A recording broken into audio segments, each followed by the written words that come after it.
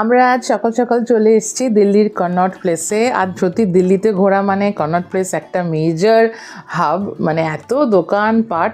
আর আমরা এসেই দেখলাম কি একটা মেলা হচ্ছে, মানে এটা একটা কাশ্মীরি হ্যান্ডিক্রাফটস মেলা। আর এই মেলার আনন্দ না আমার মনে হয় শীতকালেই সবথেকে ভালো পাওয়া যায়। আর কলকাতাতেও এই সময় এত মেলা হয় না, মানে শীতের দুপুরে মেলাতে যাওয়ার একটা আলাদা ব্যাপার। আর আমার এখানে এসে না সেম ভাইবটা একদম লাগছিল।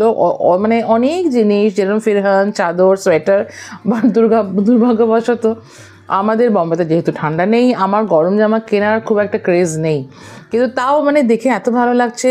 প্লাস অনেক ধরনের দেখলাম সেরামিকেরও অনেক জিনিস আছে, সুন্দর সুন্দর কাপ, বোলস, মানে দেখেও এত ইচ্ছে করছিল না, কিন্তু যেহেতু আমাদের লাগেজ বেড়ে যাবে ওই জন্য মানে ইচ্ছে থাকলেও সবসময় একটা মানে কন্ট্রোল নিয়ে চলতে হয়।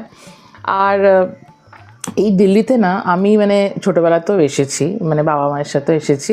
আর আমি চাইছিলাম মানে আমার বাচ্চাদেরকে ক্যাপিটালটা যে কীরকম হয়, আমাদের দেশের ক্যাপিটাল, সেটা অন্তত একবার দেখুক, বিকজ ইট রিয়েলি ম্যাটার্স আ লট। আর অবশ্যই এখানে মানে আমার বর চলে এসছে, পারফিউমের এত শখ, মানে ও দেখেছি পারফিউম সামনে থাকলে না নিজেকে কন্ট্রোল করতে পারে না।